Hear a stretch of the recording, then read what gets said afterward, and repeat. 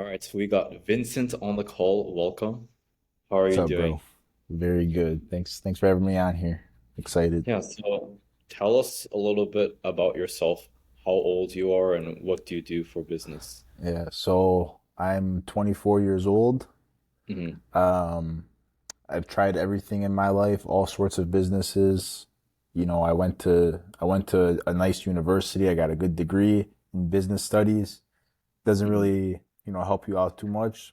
I never really tried to apply that stuff, so I tried drop shipping. I had a social media agency, which I still kind of run on the side, but what really ended up, and I built a ton of different softwares, tried my hand at that. But right now I'm in the payment processing industry.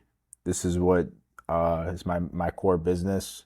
So we essentially process credit card transactions for, you name it, coffee shops, restaurants, softwares, e-com stores, crypto exchanges, whatever's needed. And I'm looking to grow it. I'm looking to now, I think, move into the software side of it. So whether we're building, fintech products or we're going for ISV integrations, this is what I'm currently focused on in my life, business wise. Um, Besides that, I like to travel. I have my community on Telegram, global network. So and I have a large philanthropy also, which is the main focus of mine. When you said that you're going into software or SaaS, is that with your payment processing or is that hmm something Yeah, mainly different? with the payment processing. Always, I'm looking. I spent some time in San Francisco in the Bay, so I Yeah. got pretty fond of software, and I was writing code like since my senior year of college, and Uh-huh. so I do enjoy building applications. I have like some clipping softwares that I run, but Hmm. more so I was speaking to if there's softwares that are looking to integrate payments into their tech stack. I Hmm. can provide a great solution for that. I'm cheaper than Stripe. I feel Hmm. like I have better support than Stripe. We have all the Hmm. same tech stack, same APIs, and we can allow that software to actually participate in the revenue stream that comes from the payments. Stripe doesn't let people tap into. So those are called ISVs. Um, I do it through Fiserv, and they're fairly lucrative. But additionally, besides that, I also am just looking to onboard more software, traditional software merchants. So an ISV is, for example, like if there's like a billing software that wants to enable like payment technology to their customers, they need somebody like me to facilitate that. And if I land a contract like that, essentially all those whoever signs up for that software becomes a merchant, and then I make money on all the revenue from all the people that sign up for that software. So that's what those are integrated payments. That's different from just like getting a software traditional merchant account where you launch a software, you charge a subscription price. That's just like traditional payment processing, which is also like even with that, I'm just looking to get more and more into the software and e-com side of things because it's just there's a lot of volume there. Yeah. Well, why particularly in software or ISV? Because couldn't you basically work with anyone, right? Yeah, we have already like lots and lots of traditional merchants, like brick and Hmm. mortar retail stores, Yeah. restaurants, traditional e-commerce businesses. But like I Hmm. mentioned, if you can get an ISV deal, integrated software deal, then it's essentially like you're getting 1,000 merchants at once. Because I'll just give you an example. Let's say there's a Hmm. software that builds a software for like nail salons, and Hmm. it allows the people to schedule appointments online for the nail salon. So it's like a scheduling software, Hmm. and they launch it. They onboard all these nail salons, and it's going Hmm. great. And then all the nail salons, when they're giving their feedback, they say, "Well, it'd be nice if we could also invoice our clients through the software." And then the Hmm. software will say, okay, yeah, sure, we could build that. And then they come to somebody like me to provide the processing technology. So if I Hmm. can get a contract like that, now every single nail salon on that software is a merchant of mine. So Okay. you can imagine if that software grows and onboards like 1,000 salons, that's 1,000 merchant accounts for me, which I make revenue off all of them. So it's like you're creating a gateway in Uh-huh. sorts. Wow. Interesting. And why would like a business like that choose to work with you guys instead of Stripe or, more well-known Yeah, normal? so we have very good rates. We Hmm. have more support. We're a Fortune 50 company. So Hmm. we really take care of people, I think, a little bit better than Stripe. Stripe is what you call a merchant of record. Hmm. They don't give you a real merchant account. So Hmm. it's anything you run through Stripe, it's Stripe's money at the end of the day. The money Hmm. gets settled to them. Then they Hmm. just like kind of decide that they want to pay you. Some days they might decide that they don't want to pay you. There's nothing you Yeah. can do about it. Stripe's money. They're also Hmm. super expensive, 2.9%, which is very high.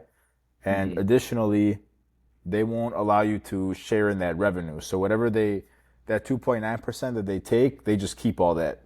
They won't Yeah. give any of that to the actual software company. So it's increased revenue stream if the software company can use a traditional payment processor.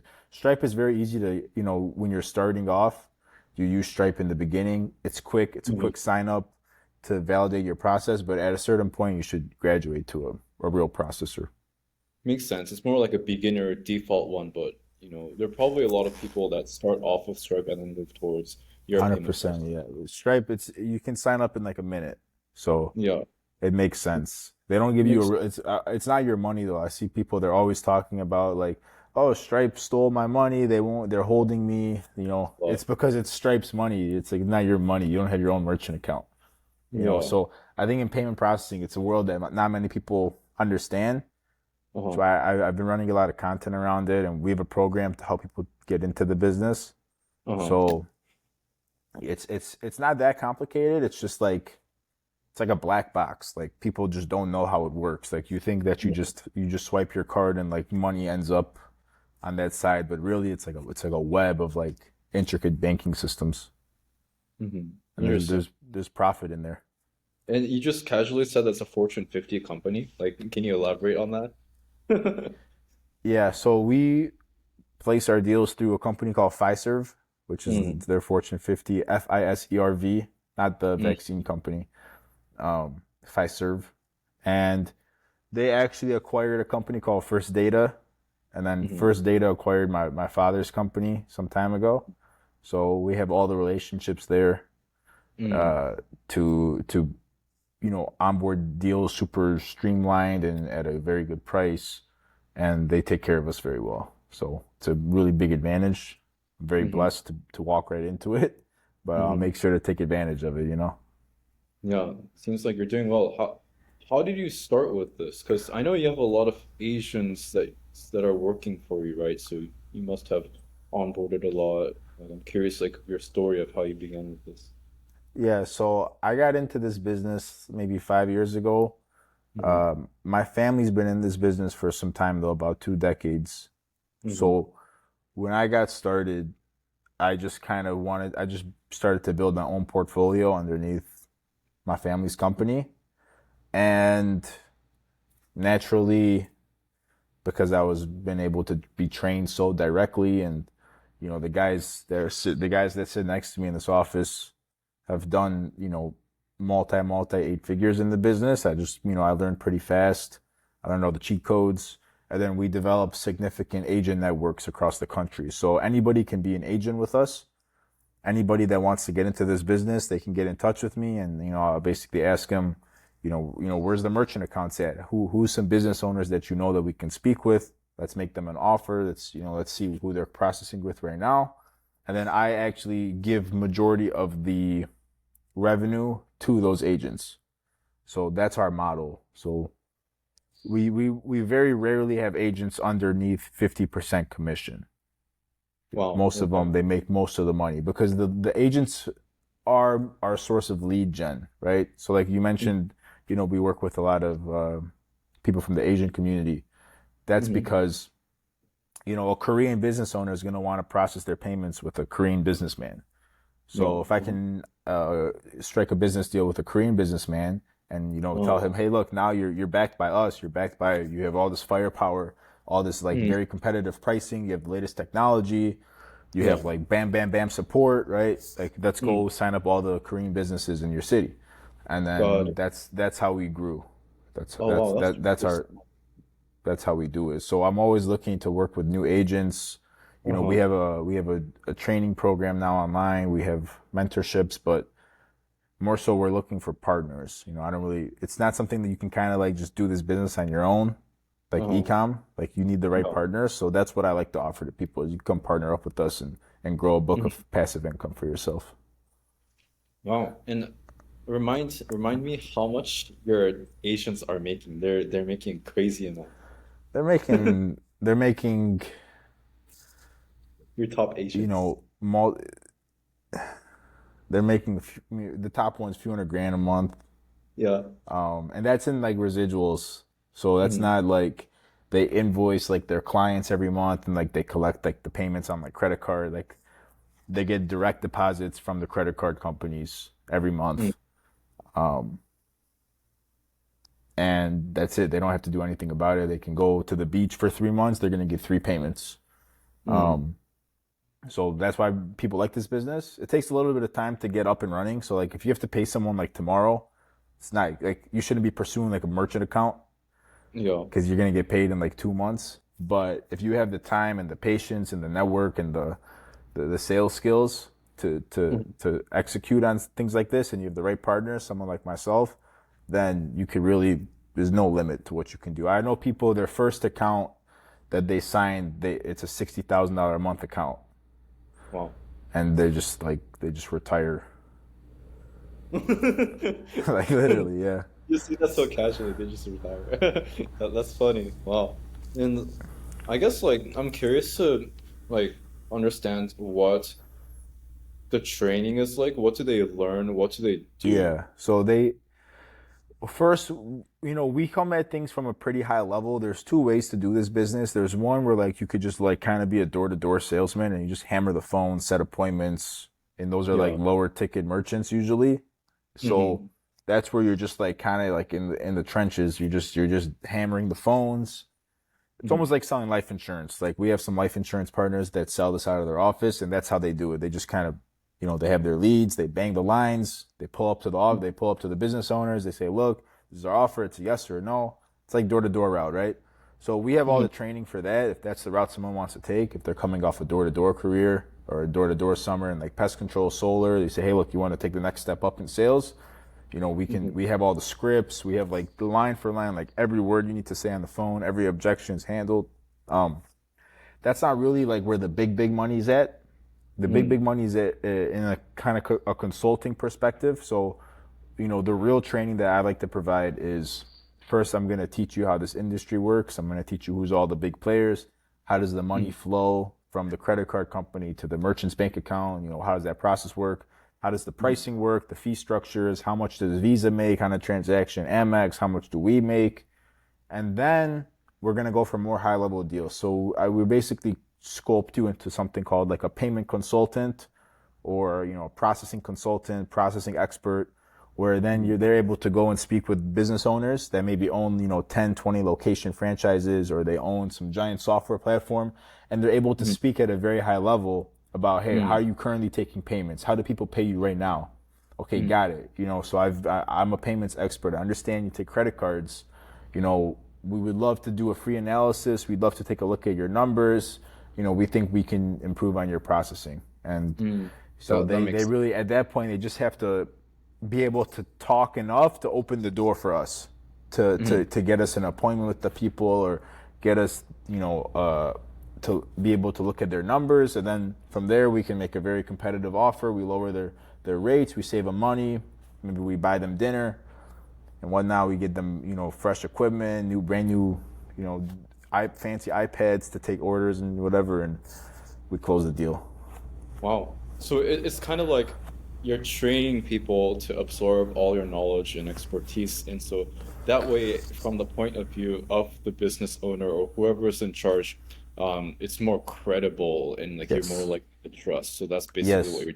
second Because option? we're selling basically two things. We're selling trust and free money because we're definitely able to lower people's numbers. We're definitely Yeah. able to save them significant money month to month.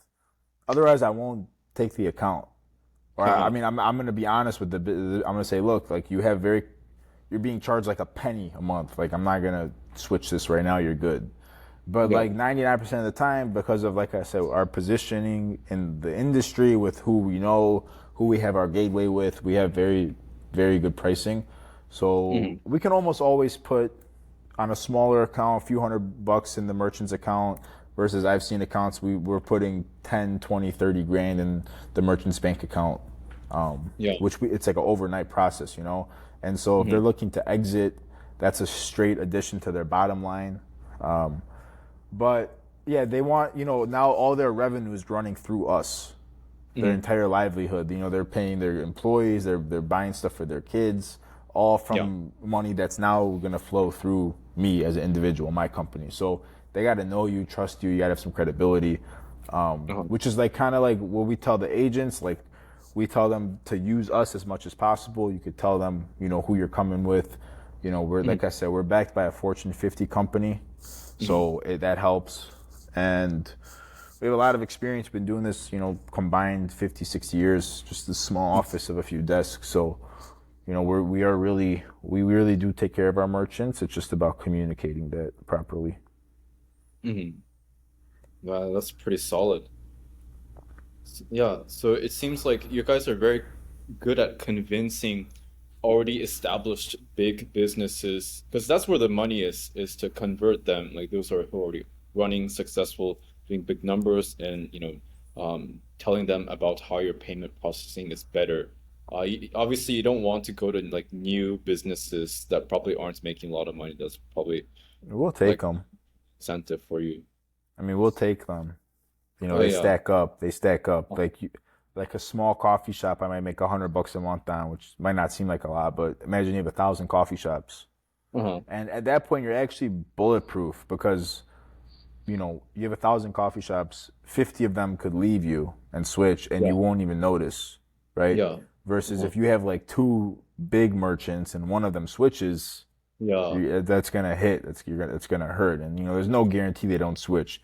Maybe Okay. their cousin starts processing, and they're like, hey, I'm gonna do it with my cousin, or you know, like they have a new banking system, or maybe they hired some new manager, or they sell the business, or the business closes down. You never know.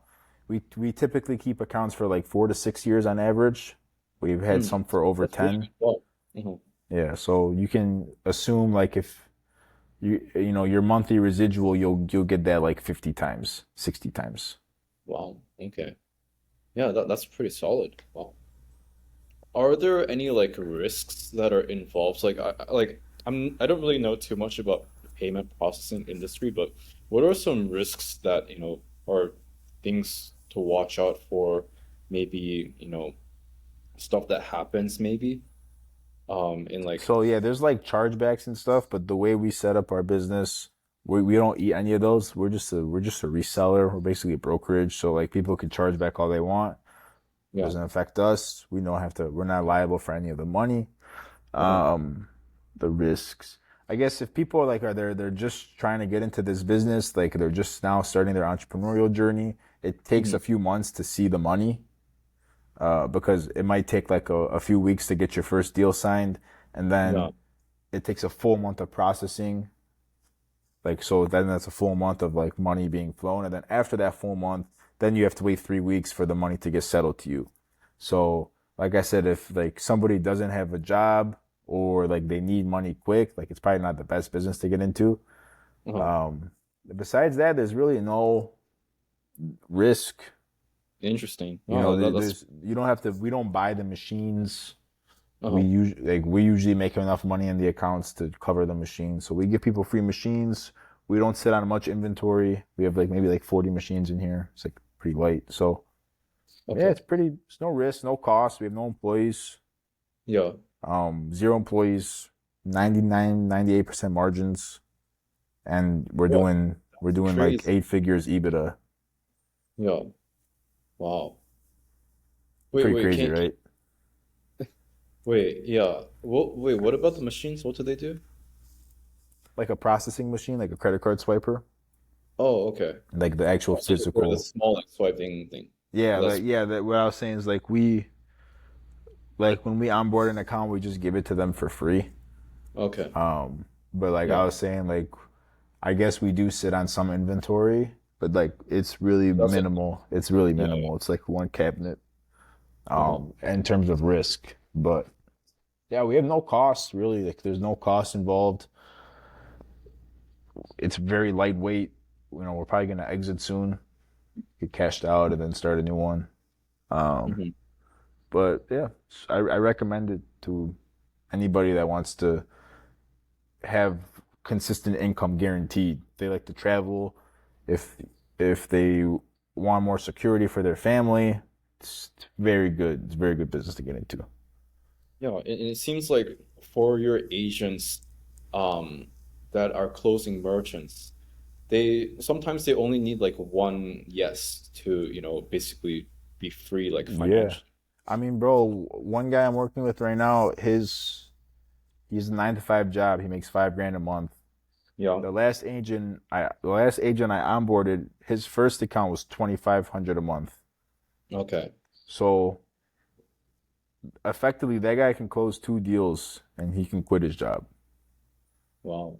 And he does not like his job. So there, and then the other side of it is I have somebody who works with us. He's closed 20 deals, and those 20 deals combined pay him like 2 3 grand a month because they're much smaller.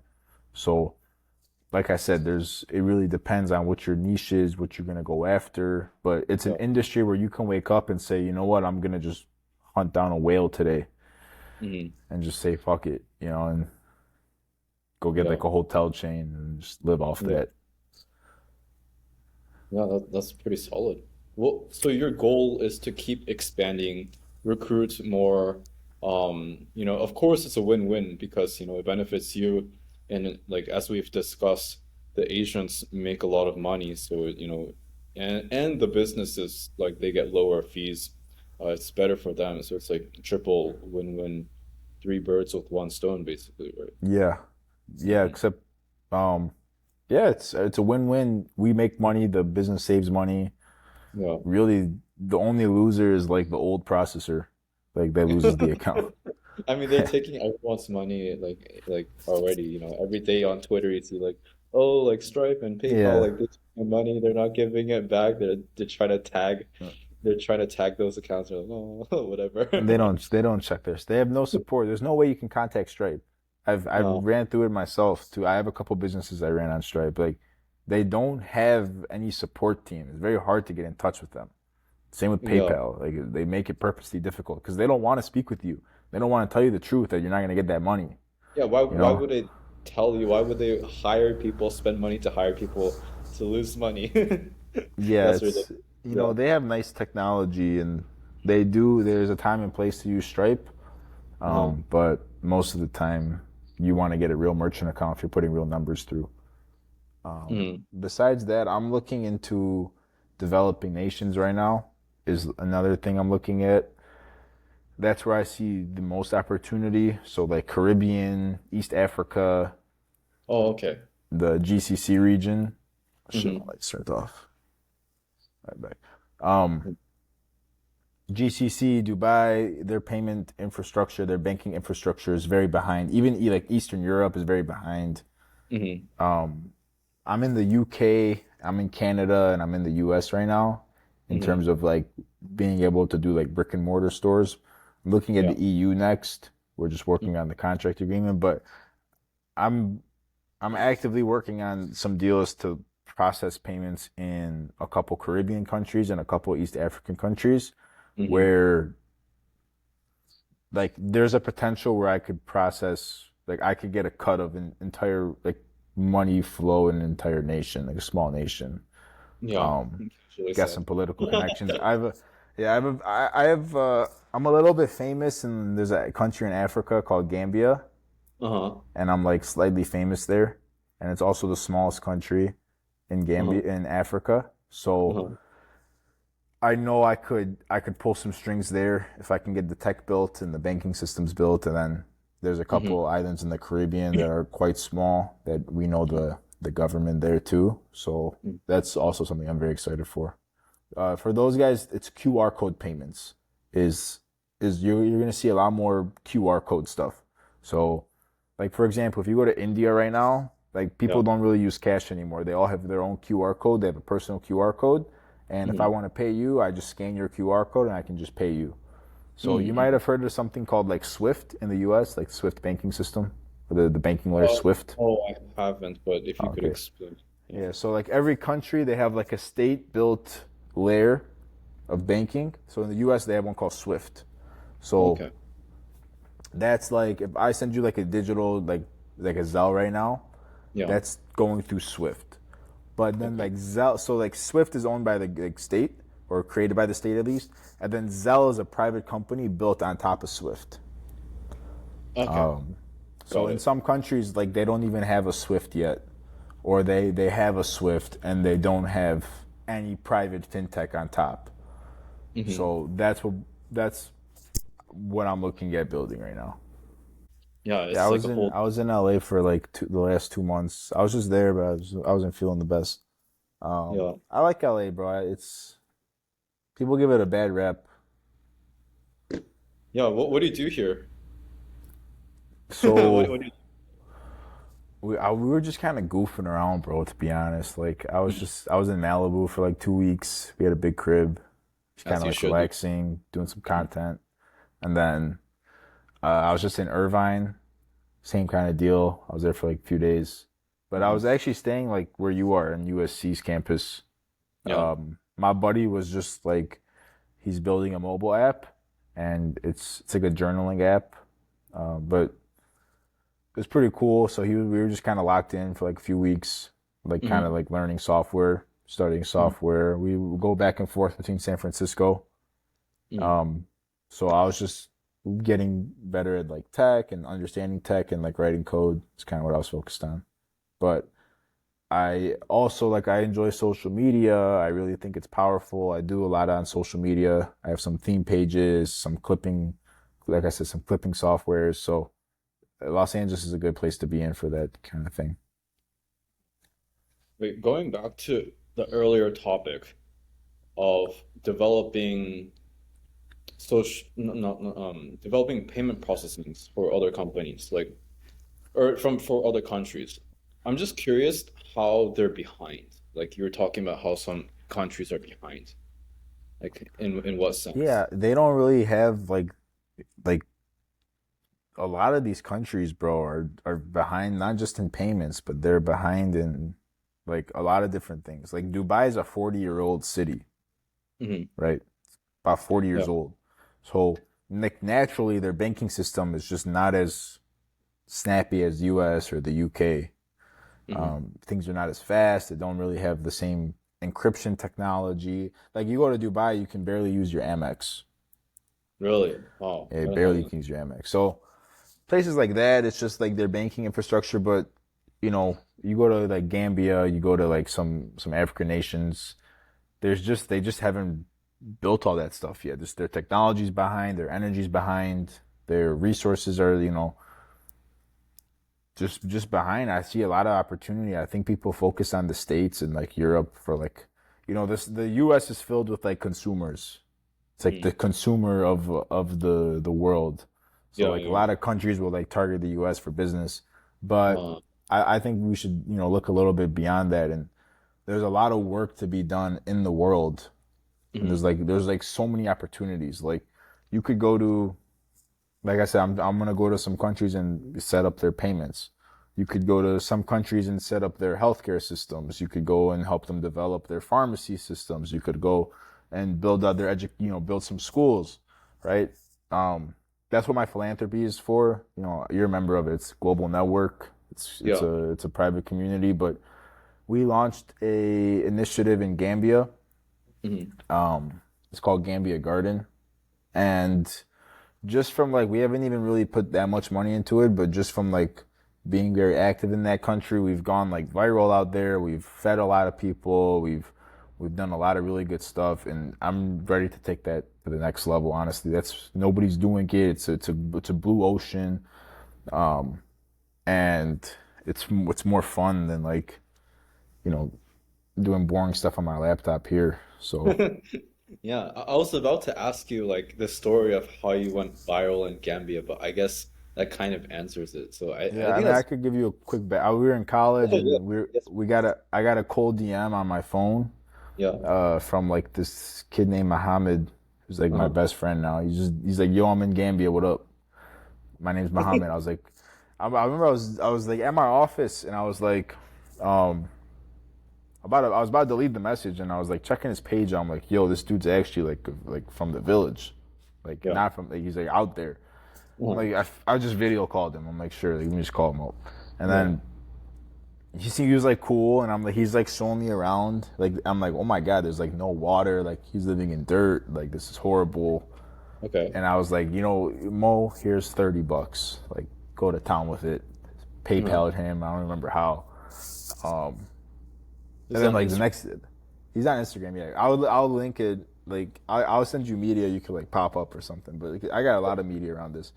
And then Yeah. like I was chilling with my friends in college, and I was like, yo, like check out this dude in Africa. Like I've been FaceTiming, and like we started like, calling him up, and like we'd all be huddled around my phone. And Mm-hmm. then on their end, it'd be like 10, 20 people from his village, like all huddled around his phone. And Okay. like it turned into like a great like friendship. And then we were like, yo, like what else does the village need? He's like, we need cows, we need chickens, we need like phones. So we just started like cashing them out like slowly. Like, yo, here's $100 for an iPhone. And like he would like go buy a new iPhone, and then we Mm-hmm. bought him like 35 chickens one time, and we had like a whole chicken farm. It was just like hilarious. And then after like a little bit of time, we were like, yo, let's turn this into like a real philanthropy. Like, let's throw a website up. Like, let's really like actually try to do stuff. So we started raising a little bit of money. We were Mm-hmm. buying like paying like hospital bills. We were paying school tuitions. We're buying iPhones, iPads. And then we got into the American football industry. So we actually introduced American football to that country. Okay. That shit Wow. went viral like overnight. Like, bro, we sent the first few footballs in there, Yeah. and I got footage. I got footage of like literally the first ever football being thrown in that country. Uh-huh. Went viral. Wow. We sent it all. We sent the footage to the NFL, Uh-huh. and we're like, yo, like look what we're doing out here. Turns out the NFL is a big Africa initiative, and then so we partnered up with the NFL. There's an organization called IFAF, and it's Wow. like FIFA but for American football. Uh-huh. And from there, man, things just blew up. We just sponsored our first soccer team. We're building wells now. So if anybody's watching this and wants to give back a bit, hit me up. We have a lot of opportunities. I think that the main, what I want to build with that, I have a vision for it where, Alex, you're very successful. Maybe you want to donate some money sometime, right? And what options do you really have, you know, that are simple and meaningful and effective? Because like, sure, you could go to like the redcross.com and like punch in your credit card, and, like that's it, right? Like you don't really see where that money goes. But what the global network is going to turn into and what it is right now is you let me know like, hey, look, I got like a few $100 or a few $1,000, like I kind of want to give back. I say sure, and we look at the other side of the world, and I find you like an individual that maybe matches your vibe, or maybe he's also working in tech or whatever. He's a cool kid. Maybe he's from like the country that your parents are from, and like we figure out what that kid needs or what that family needs, and we just connect you guys directly, and you can just send him the money. And then over time, you're gonna be friends with him. You're gonna be WhatsApping him back and forth, and then you'll like continue to kind of support him and his family like over time. But it's very meaningful. Eventually, you can link up with him in, like a few years. Mm. Like I've never been to Gambia, but like at some point I'm gonna pull up there, and I'm not joking. There's like multiple thousands of people that know my face and know my name there. So Yeah. like I'm setting myself up for like quite the adventure, right? Yeah. It's But gonna and I be yeah, yeah. but I haven't spent that much money. Like it's like it's really not that much, but like I've like done all that. So I want to help other people like kind of do that. They're making all this online money, and there's a lot of people on the other side of the world that if they just have a mentor, an iPhone, and a laptop, make a ton of money. Mm-hmm. So that's kind of, I think, where we want to start is like, hey, look, there's this kid. He's hungry. We've been talking to him on Instagram. He needs an Yeah. iPhone, a laptop. Then like, you just got to mentor him a little bit, Mm-hmm.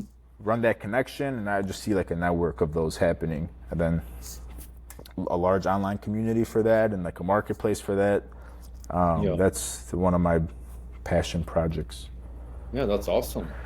So it seems like it was kind of spontaneous how you started talking with this kid, Random. and then you start building from there. Now that's Yeah, really interesting. he's like a savior to his community. Okay. Like And he's very popular now. Like he's just known as the guy that just gets like American Sky money. yeah. And also another thing is I think people underestimate how like even with something little it impacts them greatly. Oh yeah, no, they have Yeah. no clue, bro. Like I'm trying to like reference it for you guys. 30 chickens in Gambia is like $200. Okay. Um, Bro, like literally, like we had to like for the okay for the soccer jerseys, right? We just bought an entire professional soccer team jerseys for their Yeah. season, and like Yeah. we like threw like a party, like a kickoff party and all that. Hmm. Somebody had to drive 6 hours to the coast and back in the middle of the night to go pick up Okay. the jerseys and bring it back. $15 Oh, for 12 hours of driving. So like the currency is like it's wow. like this, bro. So like you have no clue. Like some sprinkles can like change an entire like community like overnight. Wow. Like just literally like $30. That's crazy. Yeah. So yeah, That's I like mean, yeah. Sorry, go ahead. Go ahead. that's crazy. Yeah. I want to help people set that up because like it's done a lot for me. I've Mm. met like I partnered with the NFL because of this. Like I have people at the NFL, and I want to Wow. help people. Like I want to just see if we can just like multiply it and expand it. Wow. So you make a post that goes viral, and then how does that happen? That's also really No, not interesting. even through social media. It's really just like in real life. Like the Okay. word just spreads out there. Like these are like very like I said, like I don't want to say like primitive, but like they don't really have like that much technology. So like it's Okay. literally just word of mouth. Like they start like they saw the football. We did Yeah. do some social media stuff and like the videos were popping, but like they were just like the rumors of like, oh, like there's this new sport. Like there's a new sport. And then what we do is we throw like big events and get-togethers. So like we'll Mm. like put the word out. We'll send flyers around. We'll say like, hey, look, there's an American football camp going on, and Mhm. on this date, pull up. It's a new sport. There's gonna be juice, like, and then like hundreds of people just show up. Yeah. That's really. It sounds like you're doing something that's really fun. It's like a. It's fun, yeah, and it's funny that it's my probably the most successful thing I've done. I would say it's more successful than the payments company. Yeah. And it was like always completely by accident. It's not for profit. I really have no objective with it. It's just kind Uh, of very like nonchalant. And just like over the last 2 years, just like a little bit every week, once every 2 weeks, we'll kind of look at it, me and my partner, and we'll just like say like, what's next? Like, should we build this water well? Should we do another football camp? Like, should we buy this kid an iPhone? And we just kind of decide, hey, we have a sponsor. He wants to throw a few $100 in Gambia. Like, let's find him a kid to match him up with. And like, just over time, it just exploded. yeah. That sounds like a lot of fun too. Like building stuff, like building like Yeah. cities and nations. That's crazy. It Yeah. Is is. that, yeah, Yeah. that's another big, um, interest of mine is like city development, city mapping. I think it's pretty interesting stuff. No, you say so. You say things like that so casually. Yeah. Yeah, Um, that's yeah, I awesome. think so. My Yeah. family, we come from Iraq, so I Okay. come from like a very prominent family from Iraq, from Baghdad, and my grandpa used to own a few hotels in Baghdad, and he was pretty involved back there. Then, um, my pops here is, he's a lawyer, he's a banker, he's done a lot.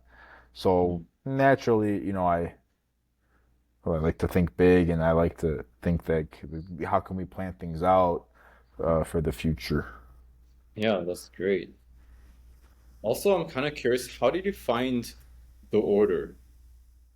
I have no clue. I opened my bro. I'm in so many like networks. Yeah. I just opened my Telegram one day and I was in there. I was like, yo, what Oh. up? But no, Someone like, dude, so like just after college, like I started like buying, like when I started my social media agency, my senior year of college, I started making some money. I okay. started like to just buy like courses, mentorships, like coaching programs, some private communities. I'm like Telegram, WhatsApp. I pulled up to Greece, like for this big villa mastermind with like people I had never met before. I paid Mhm, like 10 racks for a ticket. And I just mhm, pulled up to like this huge villa in Greece, and all these guys were making like 20 bands a day, mhm, um, like fresh out of college. So like that was like the first online community I joined. Then I joined, I'm probably like 5 or 10 of them. mhm, Um, and so at this point, and then I was like, let me just start my own global network. mhm. And the thing about global network is I feel like I look at it from like a different way. Like I know you started yours, Yeah. and yours is like very high level, like vetting everybody, which is good. I'm taking Mhm, a little bit of a different approach. The way I see it is like I want to include like the bottom tier of society and the top tier. I want to like build those bridges. Kind of mhm. like how I just described. Like I kind of want to like have my platform or like have the people be the opportunity for people to connect with people on the other side of the world, Mhm, or the other side of like society through mhm, us. And then I also like to think in terms of like network. It's one thing I really do pride myself on is how big I've grown my network, the relationships I've had in other mhm. countries. I've lived in Dubai for a little bit. I lived in Miami. I lived in California. I've lived in Colombia. I lived in London for a bit. So I have a very good network of people that I'm friends with, but I like to think of global network as it's not just the people in the group, it's also their entire networks all combined and like yours and everybody. So nowadays in the internet, you can get anything you need done in like a day, a few text messages. Somebody knows somebody that can do it, right? Yeah. And I think it's very, very powerful just to in, just to be the intermediary between some of that. This dude needs someone to run ads for him. Okay, we have this guy, he can do it. He's very good at it. Simple stuff like that. This guy needs documents for this country. This guy needs to cash out his crypto over here. I like, those things kind of pop up once or three times, twice or three times a day. Yeah. I get Sure. texts like that. I'm sure you do too. So I Yeah. like being able to help people with those kinds of problems. Yeah, that's great. And I'm curious, um, when you were starting out with business or you're in your beginning of your journey, how did you begin networking and meeting other people online? Or maybe it was not online. Yeah. So there's a dude named Arlen Moore. You know Mm. Arlen? He's from LA. No, I need to. So he Um, had a course about it. I bought it, but through college, my Instagram was like private, and it was like pictures of like me drinking beer with like my buddies, yeah. like in like a backyard. Mm. And I I started talking with some guys that had some pretty cool Instagrams, Mm. and it just kind of caught my eye. I'm like, what do you guys do? Like, you guys obviously, because I was lined up to go just get a job at like a logistics company. Okay. But like this stuff caught my eye. I'm like, what do you guys do? They're like, we have social media companies, we sell courses. Like, I'm like, okay, Hmm. like you have like models in a super like you have a big villa and like supermodels. Like I'm curious, like on your Instagram, like what's so I just started DMing people. Really, like what I did is I had somebody help me like transform my page.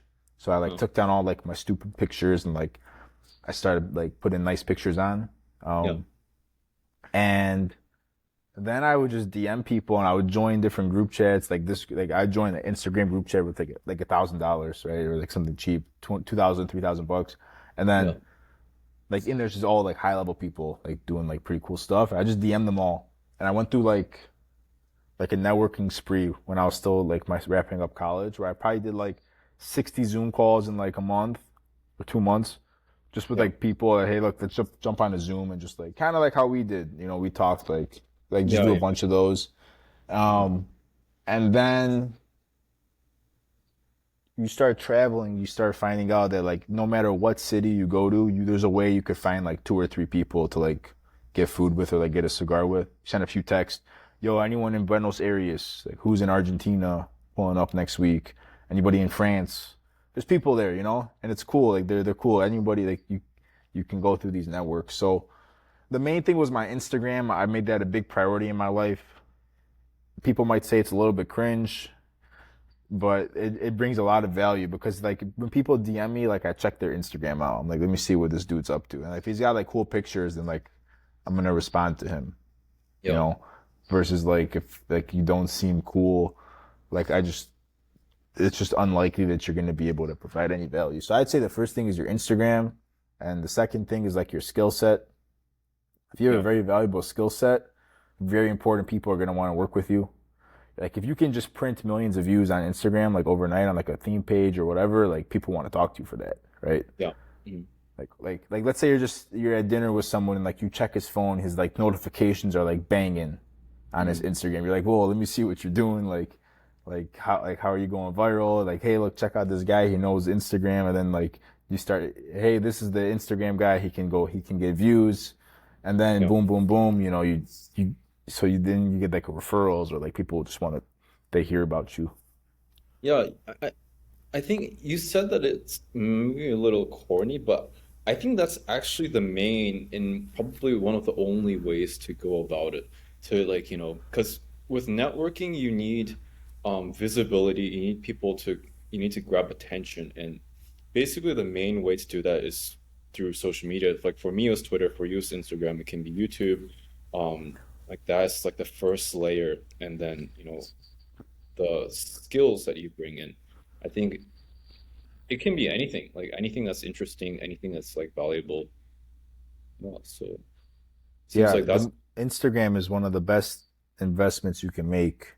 mhm, We used to teach it in like my old courses and stuff, and it's just like, yo, like whatever city you're in, like tomorrow, just like wear a suit, wear a nice polo with some pants, and just like go to like the nice restaurant in your city and just like get a flick there and just post it. yeah, And like it will just do like wonders for you. Like it just you want to.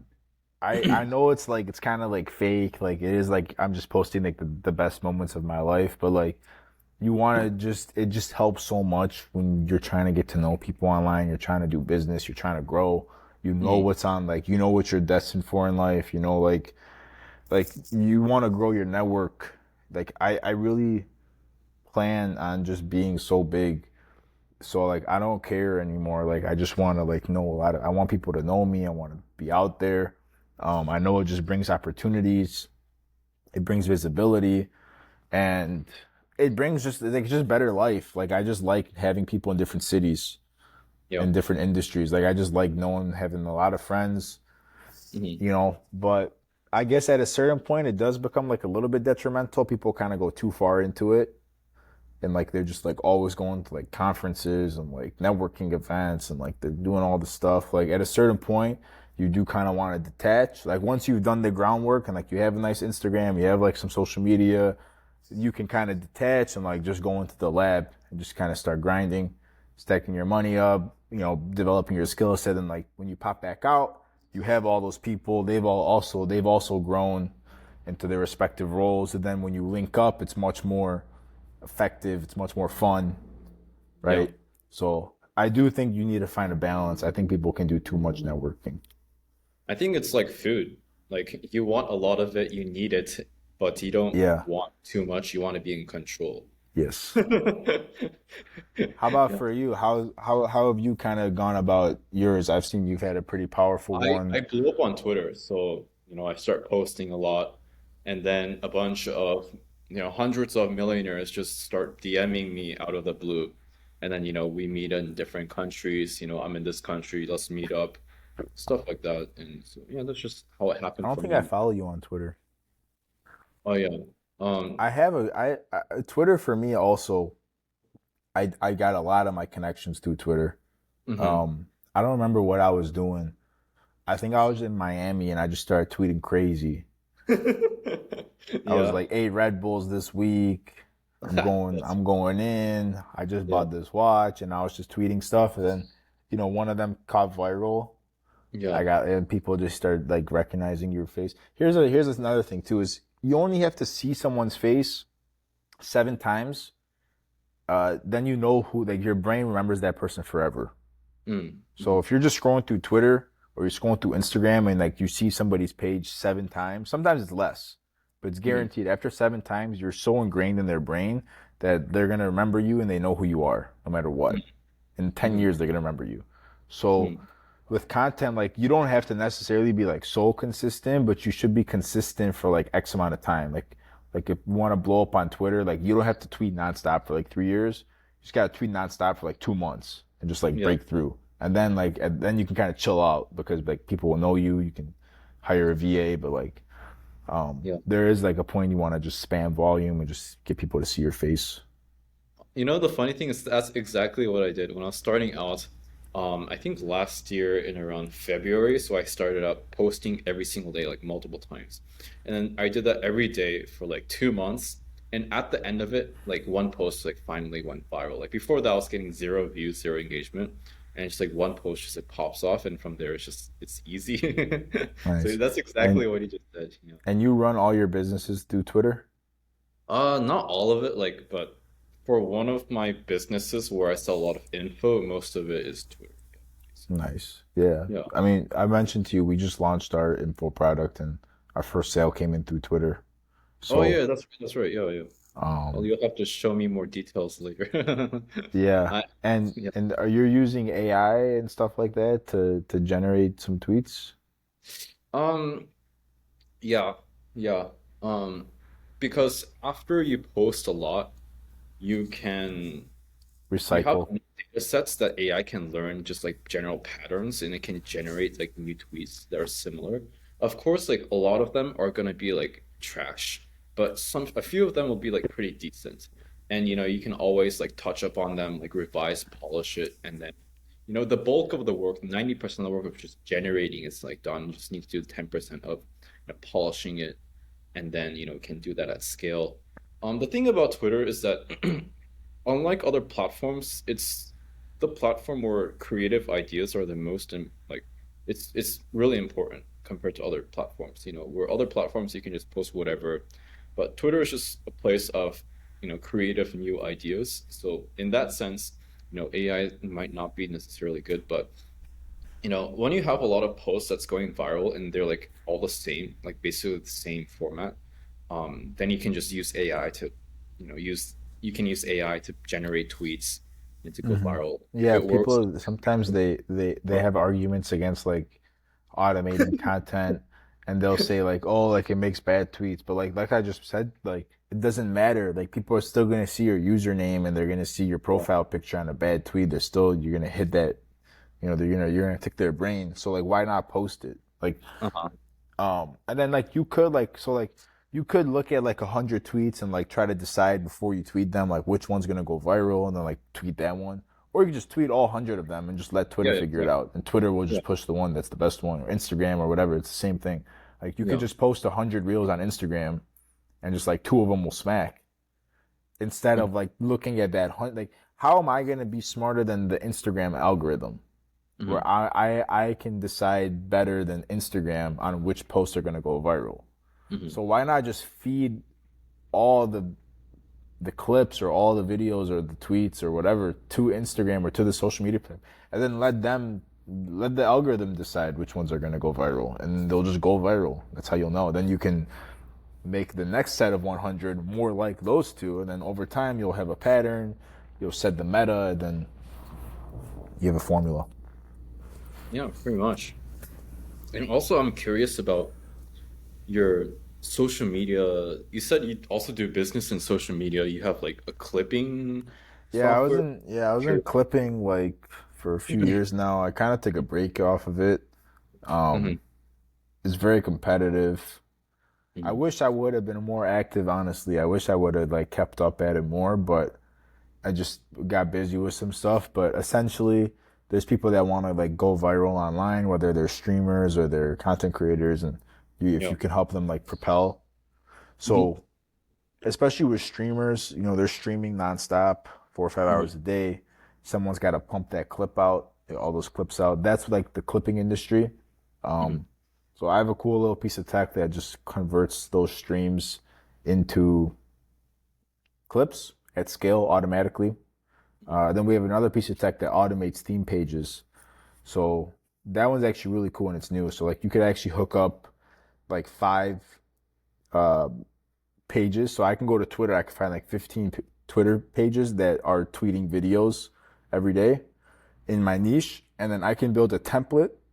And then every time any of those videos, anytime of those Twitter accounts tweet anything, it automatically scrapes the video. Then it repurposes it onto my template, onto my theme page template. And then we post it. So like we have like, there's also like some theme page software, but I took a little break off that. Figured the payments was more better. Yeah, makes sense. Like as an entrepreneur, you always have like a lot of ideas, lots of things that you want to work on, but at the end of Yes. the day, it's usually best to focus on select few and pour out your energy on just a few things. Yeah, Yeah, makes it's sense. shiny object. Yeah. And I'm curious how you built those, like the clipping thing and the theme page, thing. Yeah, Did you have yeah. a developer that you work? Honestly, I went about it the wrong way completely. So I'm gonna explain how I did it, and then do it. Like if you're looking to build a software, just do it the wrong way. Which is kind of why that's kind of the main reason why it's a side project now and not Oh, like my main project, is because I didn't really execute it properly. So if mhm, you want to build software, for the most part, unless you're raising money or unless like you're like planning to put a lot of money, like very serious about this thing and like mhm, willing to like hire the best of the best talent and like get them on payroll and like manage them properly and like hire a marketing team, you should just build it yourself. Um, or partner up with somebody and like you can do the sales and marketing, but then like man, so many things pop up where like I just have been through so many bad developers where like people will just tell me they're gonna build something for me, they just can't build it, or they get so far, then it's just a nightmare. So like I would recommend you hire like an actual like DevOps agency or partner with somebody who like actually understands like what you're trying to build and can build it, like verify they can build it. Like don't be afraid up front to be like, yo, like show me your previous work, or like yeah, run some small projects with the guy to see if he can build it first. Like check his stuff out, because otherwise you're just in like an endless like loop. And software, like you have to iterate daily. You have to iterate daily, you have to market daily, you have to sell daily. So it's like really, it's like a 24/7 thing if you're running a software company, because you have to constantly push new updates, you have to constantly debug, you have to constantly find new customers. Those customers are complaining about things, you have to change it, they want more stuff. Your competitors developing over there, right? It's like a very, very active business. So like unless you're like all in with your business partner who's the developer and like you guys are like in the same room together, or I heard like there's like, or you like you're willing to sit on a Zoom call with them for like 12 hours a day, like it's probably just not gonna work. oh, okay, got it. Unless you've built up a business or you've built up an audience in a specific network, and then you just kind of want to bring, or like you have the traffic already, you have the audience, Mhm. and then you just want to like introduce a software to those guys. That's a different story. Like right now, like you have all the Twitter stuff. Like if you wanted to like release a Twitter software, like that would be easy. You just find a developer, tell them, hey, look, build a quick little Twitter bot. I can sell it on Twitter. Yeah. Like something like that simple. But like if you really want to like go about something big, like you have to be very committed. You have to have a good team. You need to put more and more. Like don't be cheap. Um, Especially if you're not a developer yourself. Mhm, I would recommend like just don't cheap out and like hire the best people unless you mhm. want to build it yourself, because it's a lot of work to build these things. Yeah. Like it might seem like, oh yeah, AI can write code now, but like to plug in all the back end, to QA it, like it's a lot of work. Mhm. Yeah. Yeah, as a CS student, I can understand that. Even the Yes. most, even one thing can take like a whole day at Hmm. sometimes at best. It's such a Yeah, I pain. mean you have to sit there and like sit on your computer and like move stuff around and like type and move your mouse. Like I'm Yeah. not like that. It's not my skill set. Like I can't really sit behind my computer for too long. That's why I like Yeah. sales. That's why I travel. I like the content stuff. I like to be in front of the camera. rather Yeah, than like behind the screen. makes sense. And I guess like you were talking about building stuff with Max, right? It's Max. Yeah, yeah, So Max. like is that just for fun? Like he's building an app and you're helping you're basically Yeah, I mean, yeah, he's building something really cool, okay. and he helps me with my businesses. But um, I want to be a part of his app. I think once he gets it off the ground, he's not really rushing it right now. He's Mhm. not doing it for money. He's not, he's really building some, like he really got deep into like deep learning, machine learning, algorithms, Mhm. computer programming. So um it was just kind of like we were just like kind of like just like nerding out for a little bit. Just like Okay. getting obsessed with like code and like AI and stuff like that. But I want to be on the marketing. I think I'm going to do a lot of stuff on the marketing side of the business. Got it. Um, and yeah, he's Yeah, a good guy. He's pretty smart. no, that's I should connect you with him since you guys are pretty close to each other. and um you also used to do info, right? You did info with I'm him. getting into info now. Yeah, Okay. we did it a little bit. That was more his business, but then now he's helping me set up mine. And then Uh-huh. we did set up we did like some info around clipping. Yeah. Um, we were just distracted. He had his app, I had some other stuff, Uh-huh. so we shut it down. But it was like the way we set it up, the funnel was like cracked, Hmm. and so I think we might have gave up a little bit too early on that. Yeah. Um, like it was working, shit, like it was working. Yeah. Like we were running ads and like we were getting sales, and then we just kind of messed up in like the upsell. We didn't really have like a nice upsell Oh, this process, is like but where you're breaking even, right? yeah, we Without were the breaking even for yeah. sure. Is this the one where you guys were doing 10 million? It's the same structure, but not the same business. Oh, okay, okay, got it. The other one was in ecom. Or that one was in It's ecom. ecom mentorships, Okay, yeah. got it. Um, mhm. Yeah, the Yeah, key I'm was just curious, like like you'll break even on the front end no matter what, and then that's like really just good, you figure know. out just sling packages on the back end, group coaching or one-on-one coaching. Okay. Yeah, that's And really good. If you do it right, then you could make serious money with that. That's great. I know someone, who makes like 50 million per year, damn, selling courses, and he has like 4x ROAS. Um, yeah, 50 a it's yeah, year? 50 million. Yeah, in like around like 70% of it is like profit.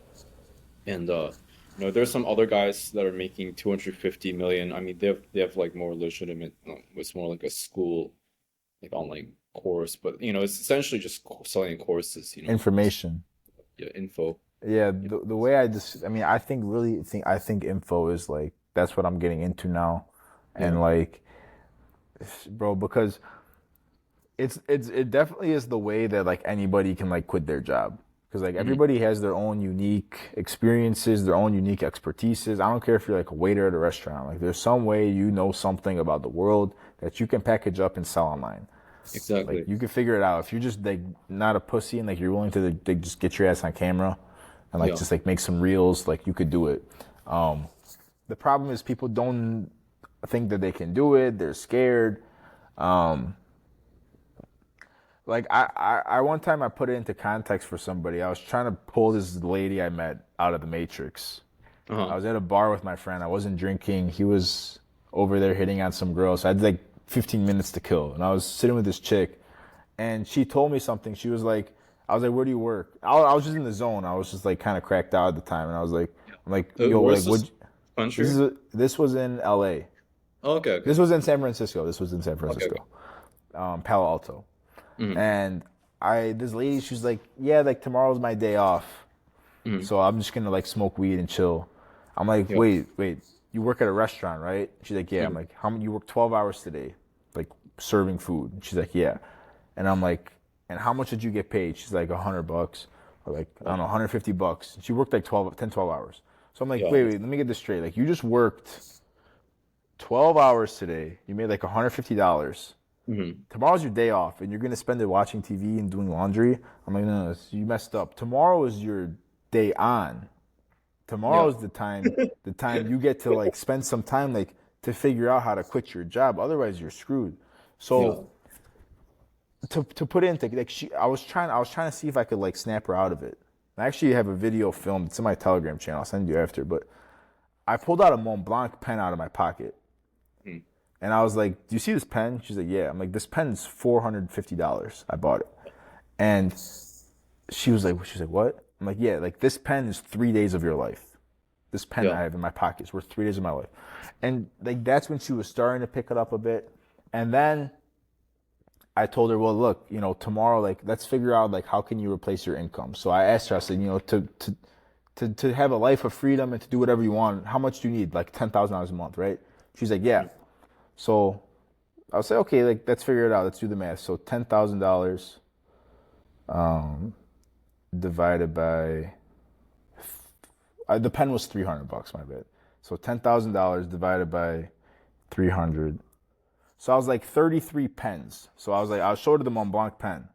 I'm Yeah. like, you're telling me like you just need to make 33 of these pens a month and you can quit your job and you're free forever. Yeah. And I was like, yeah. So then I started telling her, I said, well, like, what could you do to where I would give you a pen? Right now, what are you doing? You're Oh, spending your that's time, you're serving at a restaurant. Like, yeah, you could serve and cook food at a restaurant. So she gets paid like $15 an hour. So I said, one sec. So 15 hours times like that's $15 an hour times, let's say $300. One sec. $15 an hour. So 20 hours of work. So I said, right now, like with what you're currently doing, you have to go slave away at a restaurant for 20 hours. And then in exchange, I can give you this one pen that I could just throw in the garbage right now. And I wouldn't like, does that seem like smart? Like, is that a smart approach to life? You're going to go slave for 20 hours and in exchange, you're going to get this pen, which you need to make 33 of these in a month. She was like, no. I said, okay, well then what's the next step? Like, what else could you do to where I would give you a pen? Because right now, all you could do is you'd work 20 hours. Then she had the idea of like, oh, I could like sell something. So like she had a purse. She's like, I could give you the purse. And like, okay, I'd say, yeah, I'll take your purse. I'll give you a pen. But like, how are you going to get the second pen? How are you going to get the third pen, the fourth pen, the fifth pen, right? Like you don't have unlimited purses. Like, so like selling your assets doesn't really make sense, right? Yeah. So it doesn't really make sense to like work and like exchange your time and energy. Cause that's like, you can't work 24 hours a day. You're going to get tired. And there's only 24 hours in a day. So like she can't just work at the restaurant all day. And then it doesn't make sense. Like she has some assets like a purse, shoes, whatever, house. But like, at a certain point, you run out of those. You need to make 33 of these a day. Then I said, look, well, what like, you speak Spanish, right? And she's like, yeah, I speak Spanish. She speaks great Spanish. I said, well, there's a lot of people that want to learn how to speak Spanish, right? So I was like, right there, I gave her ticket out. I'm like, look, you could just start an online Spanish school. It's information, right? So the thing with information, it's coherently different. Let's say she can sell a Zoom class for $300, an hour-long Zoom where she's teaching Spanish. That's reasonable. Yeah. I've It's paid reasonable. $800 for a Zoom call for how to Yeah. get a better Instagram. I'm sure Yeah. some dude that wants to speak Spanish. Like I actually did that. I bought 10 of them. So like, Yeah. I was like, you could just teach Spanish online and that's it. You do a few Zoom calls a day and you just have to, like, it just, like, once I, like, really, like, looked at info products like that, it really changed my perspective on it. And I think I got through to her. She never called me. I said, look, call me tomorrow. I'll build you a website. If you call me tomorrow, I'll build you a website for free and we'll do a YouTube. And she's still in the matrix. Okay. But that's really like there's think about how many people like just in America are like in a situation like that where all they have to do is like kind of just like take a step back and like just open their eyes a bit and like just Yeah. figure out what they can kind of sell online. Like this is my background on my phone.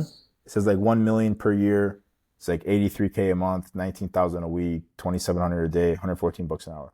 2,700 a day, you make $1 million a year. You're telling me you can't sell a $3,000 package once a day? You can't just figure if you can't figure that out as a man, like you don't really deserve. If you have a laptop and a phone and you can figure it out, sell an info product once a day, Two, you could sell three a day. They're $1,000 each. I mean, it may sound difficult. Like, of course, in the beginning, like, even like 10K a month sounds like impossible. But I see it as like, you're at the bottom of Mount Everest, or maybe not even Mount Everest, like a tiny mountain. You're at the bottom and it looks huge. Hmm. In the beginning, it looks intimidating, it looks impossible. But then as you go, you're not really thinking too deeply, and before you know it, like you're already at the top, and you're like, wow, okay, that actually wasn't too bad. And then Yeah. so that's like the 10K mark. Okay, 10K actually wasn't too bad. Like when you're starting out, it looks impossible. But then, we realize that it's possible. You already did it. And once you can do it once, you can do it 10 times, you can do it 100 times. And then, okay, now I climb this mountain, maybe I can climb like a bigger mountain, like 100K per month. And so, Hmm. just like how it goes. And yeah, I think people are asleep. They're like, they just accept it, like their time is worth this much money. Yeah. But then you take a step back and open your eyes and see that, oh, like it doesn't have to be like that. You can change reality. And then that's just the step one. So, What would you say is like the best way to kind of like pull somebody out, or like how like, if like you're trying to wake people up? Because like you go to like a school right now. I remember my time at university. yeah, People were like just like zombies, bro. Like they were cool, like we'd show have up. fun, like oh yeah. But like I'm sitting Like on the what? couch with these guys and they're talking about like the football game, like Yeah. fantasy. I'm like, what is wrong with you people? Like, what would you say is the best way to kind of like introduce somebody to online business, and then like not like show them, but then actually like tell them like, hey, look, like if you just do this, like, and then how to get them to buy in, because it's something I have problems with. It's hard to wake people up. So, for me, like at USC, what I would do, like I'll get like a Lamborghini or like a Ferrari, go to campus, show up, pull up, and Yeah. obviously everyone's looking. It's like this guy, like he's probably like have his parents' money, or like you're wearing a Rolex that's like worth like like a year's wages basically, and you're like 21, and people like start asking like, oh, like how did you do it? And then I think that's the main way to wake people up, to show Like them that show them stuff. I Yeah, like I think remember the when I showed loading, that lady the pen, yeah, when I was like, look, this pen's I paid $300 for this pen. You uh-huh, have to work 3 days to make that, and I have a pen. yeah, I could have just thrown it, So it's I like think that's right. I think just kind of showing them stuff, and that's like that. That's how like why Instagram is like a lot of people from college text me. They're like, dude, you live in Dubai now. Like, what do you do? I tell them drop shipping. mhm. Yeah, But yeah, man, I think there's a big movement happening. Like people they get stuck in these jobs or they get stuck in these systems, and before you know it, they're 50. yeah, Life's over, and that's something I'm like terrified of yeah, personally. yeah, Um, I understand one day it's gonna be all over, and like I just want to be able to look back and be like I did cool stuff my whole life, and I made an impact. And I think some people are just not for that. They just want to like go drink and go hang out, and I like to just distance myself from those guys. And there's people that want to do real stuff in the world. They want to have great experiences. They want to build technologies. They want to solve problems. And those are the people I like to surround myself with. yeah. It's it's a difference of people who act now versus later. If those who act now will be successful, but those who, will say, I'll do it later, they'll just be like 60 one day and realize that they never Yeah, acted. So, there's a leap of faith at some point in your life. You got to make a decision. I yeah. think like God or like the universe makes it very obvious on like sometimes like what you have to do. Like it's a pretty obvious decision. It's just sometimes we take a long time to make it. Mhm. Like it's pretty obvious that like you shouldn't be working at the job that you're at. Right? People say, oh, like I'll figure out, like I'll quit it like eventually, like, or yeah, like like one day, like yeah, once I get my side business started and I have some disposable income, Yeah. it's not gonna work. It's just not gonna work because you can't have it like a real safety net like that because you have to kind of, I think everybody at some point they just kind of like stop thinking and they just start acting over and over again. Once they jump on an opportunity or once they notice that, hey, I can make money doing this, like let me just keep doing it nonstop. Um, you're not gonna find those things if like you're just like going through your day to day. Like you have to kind of break out of the mold a bit. Um, And yeah, I mean, I'm hoping we can wake up as many people as possible, help Yeah. people make money, help people Mhm. make more money or get independent, get freedom. That's why I'm so big on the philanthropy thing and the mentoring thing, where I feel like we have so much expertise and the people we know, we have so much expertise, we have a lot of disposable income. We can kickstart a lot of careers, we can kickstart a lot of, businesses in other sides of the world or other sides of our city, and just try to give back more and just try to get people rolling a bit. Yeah, sounds good.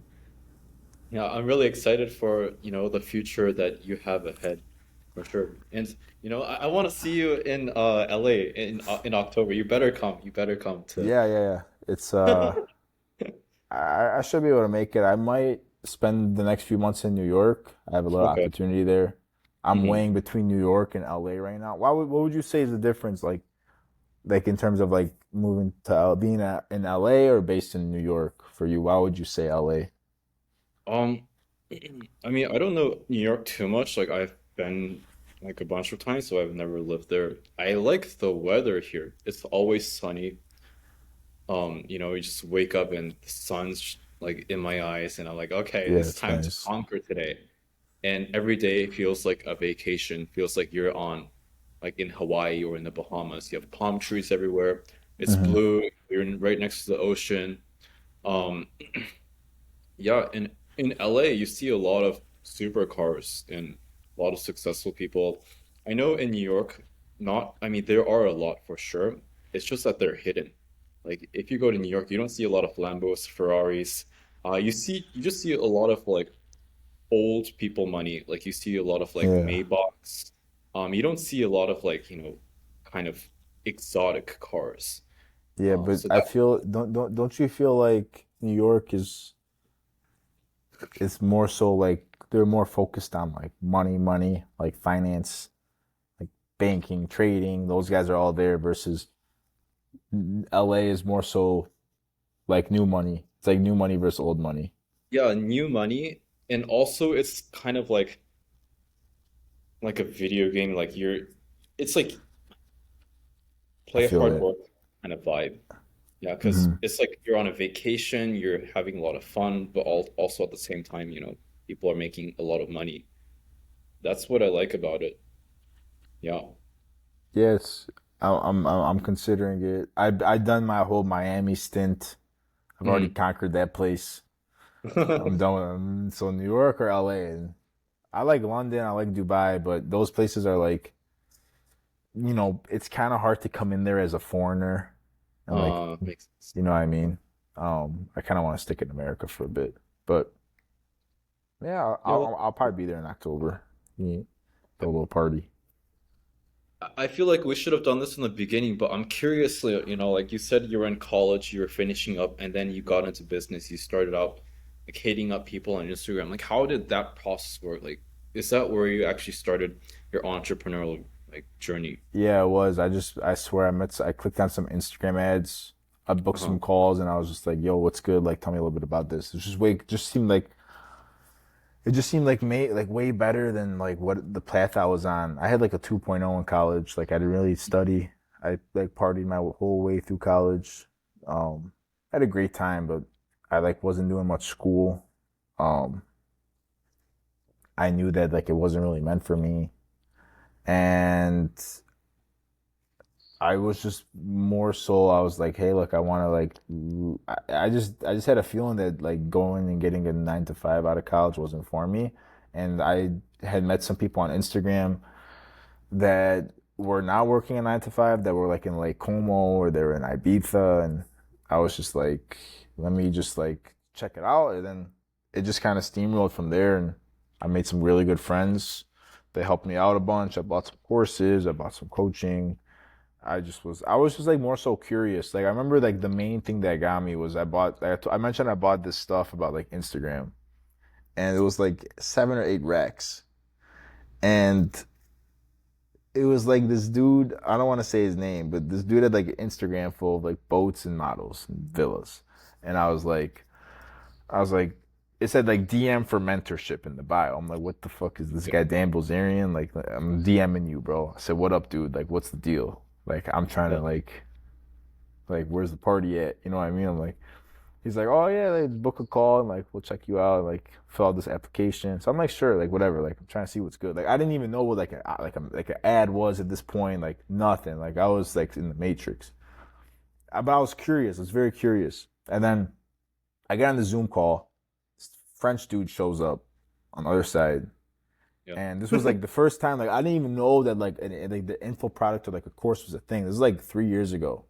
Mm, Like I said, I'm partying my ass off all through college. So like I mm, didn't really look at this stuff. I didn't recognize it was a closing call. mm. So he starts running through this like 30. He's like, this is how the call is gonna go. First, I'm gonna ask you some questions. He's speaking all French. Okay, Yeah. first we're going to see. I'm going to ask you some questions, see if you're good fit for the program, and then if it's good fit, we're gonna dive into what the program consists of. Sound good? I'm like, yeah, sounds fucking great, dude. This dude starts hitting me with like the craziest questions. He was like, what would your life be like if you were surrounded by models? I'm like, yeah, Yeah. it'd be great. And be like, and how would your life look if you just were always in big mansions? I said, yeah, Uh-huh. it'd be awesome. I would love Yeah. that. He said, who's your dream girlfriend? How many girlfriends do you want? Like he's just at framing, like now I know, looking back on it, I know how sales works and like, Yeah. Yeah. but he was framing me so well. Then at halfway through the call, he's like, look, like I think you're a good fit. Like let me get into the program. And then it was just a Mm. slideshow. It was literally just a slideshow of like models, boats, and like it was just like a constant moving slideshow. He's just putting all these pictures of like models and boats and villas and like this and that and Instagram. He's like, you get nice. And then he was speaking French all over it. And then at the end he's like, yeah, bro, price is 7.5K. I'm like, can I split it up? He's like, yeah. I'm like, done deal. Like I didn't even think Wow. about it. But then I was like, I was more so curious. I'm like, who are these guys selling this program? Mm. Like, there's no way people are buying this 7.5 grand. Like, from where I came from, like, you had to work like a month for that. Like, Yeah. this Yeah. dude just made it in like an hour. So I was more so just trying to get, I didn't really care about the program. I was like, who's selling this course? And like, that's what I was like, what do you guys do all day? You just like sell this thing? And they're like, yeah, like Prince. And I was Mm. like, shit. And then I started, then I started like to dive into this stuff more, and I just kind of like fell down a rabbit hole. I'm like, oh, okay, so there's agency models, there's info models, there's coaching, Okay. there's lead gen, right? There's like I think my first closing position was like I was closing for like a real estate software, like real estate lead gen, making like a Okay. hundred bucks. Like I was making $100 like a closing call. Then I went to that Greece event, like this Greece mastermind, and I woke up the first morning. I'm in this big like 10-15 million dollar house in Greece, Mm. and this dude was out there like stretching in the Mm. morning, and he's like, I'm like, what you got today? He's like, yeah, I got like a couple Zoom calls, a couple sales calls, and I'm like, probably just like chill out. I'm like, oh no way, like you do online closing too? I'm like, yeah, me too. Like I get like $150 per close, like it's lit. And he's like, oh Yeah. yeah, dude, I make $10,000. I'm like, Yeah. what? He's like, yeah, I have two calls today. It's people they booked call. I can close both of them, like 10 racks each. Yeah. He looked me in the face. I'm like, $20,000 today. I'm like, you're lying. This dude was like half drunk. Like he was like drank 4 or 5 beers, closed both calls like drunk, and like showed me like $20,000. And then at that, once I saw that, I was like, I'm checked out. Like I got to figure out the internet stuff. Um, and yeah, then I just like started. I was so curious. Everyone has their own little angle. Everyone figure Uh-huh. anyone, so then I just realized like That's I know, amazing. yeah, People, like most people when they buy a $7,000 course, they complain, this is trash. This sucks. This, I'm not gonna succeed. But then you took it the complete opposite approach with the same product. You're like, oh wow, this is cool. You yeah, reverse engineer, you found other, networks. So it's really about, you and not necessarily the course is something that I'm starting to see is, it's really interesting. yeah. What I learned is that like if you just like most people are very accessible if you just like tap in with them, like buy their Yeah. product or like Uh, invest in their thing or like comment on their video, like just give a little bit, like show them a little bit, like yeah. that also showed to them like I wanted to make sure that like I wasn't like I didn't want to seem like a cheap ass to these guys. Like I saw the bigger picture. Like I saw like me at like some lit ass party on a boat with these dudes in like 2-3 years, Mm. So I'm like, I don't like I was like, yeah, fuck it. Like I'm in. Like sounds good. And I think like for example, I think Tate's like really big on this. He's like he won't do business with people that are not in his clubs, or his university. I think the guy I understand that like if you can't pay 5 racks to join the network, like what the fuck we talking about, you know? Yeah. I think it's like an element of that where like you should be able to invest in somebody, or you should be able to buy their product or buy their, join their whatever, especially in the online way. Well, who cares? Like, you put your credit card in, you join their thing, like, but then you have access to that person, you have access to their whole shebang, Mm. that person, you have no clue who he knows. And since you paid him like $150, like to hop in his chat, you have access to his entire network. You just got to talk to him for a little bit and get to know him. Mhm. So I try to be a good person and just presentable. And I'm very open. I don't mind Yeah. talking to people. I'll talk to the president. I'll talk to a homeless man, so that's kind of my motto. You're good at talking to people. Did you party a lot in college? Or I did, you man. said We that you used to throw partied. some My pretty big, question was, were you in yeah, a frat? yeah, Okay. I So was. that probably helped you without you like understanding at the time, but you're probably building a lot of good social skills to talk with Yeah, other people. yeah. I think, yeah, I met a lot of people in college. Yeah. I hit on a lot of girls, a Uh-huh. few thousand girls at least I hit on. So like I'm not like, probably at least a few thousand in my life. Yeah. So like just like I don't know, I just don't care about like getting rejected, or like I really don't mind. Like I've met like my best friends in my life and like my most valuable connections. I'm not joking. I met just like randomly in a hotel lobby. Where like I'm like, yo, what's good? Like you guys Yeah. staying here? Um, And then like we just sit down with them, drink tea, and then they're like, "Yo, like come play tennis with us tomorrow," and like they're like billionaires. Like that's uh, happened to me like multiple times in my life where I just like like see people actually and I'm like, "What up?" Yeah, like dead like ass. like billionaires or something? Yeah, I've met multiple billionaires that I would consider myself almost like best friends with that I just bumped into in a hotel lobby. Yeah, you have to elaborate and give the story now. All right, like I'll tell you one kid, bro. I can't get Okay. into too much details about who this guy is, Yeah, but yeah, he's you don't have 19. He's 19. He's a billionaire, and I was in Dubai. I'm staying at the number one hotel in Dubai, and yeah. I'm walking out of the lobby one day, and I see this Mm, kid. He's just dripped down in Dior, like head to toe, yeah. like head to toe, and he's with this Ukrainian chick. And I remember I was going through the revolving door out, and he was in the lobby, and I caught him as I was leaving. I'm like, I gotta just say what up to this guy. So Yeah. I like circled back, and I'm like, I just tapped him up. I'm like, yo, what's good? Yeah. And right away he's like, yo, like, what's up, bro? Like, you know how to play tennis? He's Russian. I'm like, you know how to play? I'm like, yeah, I can play. I'm pretty good at tennis. He's like, okay, yeah, tomorrow we're gonna play tennis. Like, this tomorrow. Give me your number. I'm like, bet. Okay. Leaves in like a Porsche, like whatever. Tomorrow, the next morning, 7:30 a.m. He calls me. He's like, tennis, yeah, Yeah. tennis. I'm like, yeah, that's like it's pretty early, but like, fuck it, I'm down. Like, where are we meeting? He's like, meet me at the mall. I'm Yeah. like, what? He's like, yeah, I'm at the mall right now. Like, pull up to the mall, then we'll play tennis. I'm like, sure. So I get dressed, I go to the mall. It's like 7:45, 8 a.m. I get to the Mall of Emirates, Mm, and I'm like, I tell him like, yo, I'm at the mall. He's like, yo, I'm at Chanel. Come to Chanel.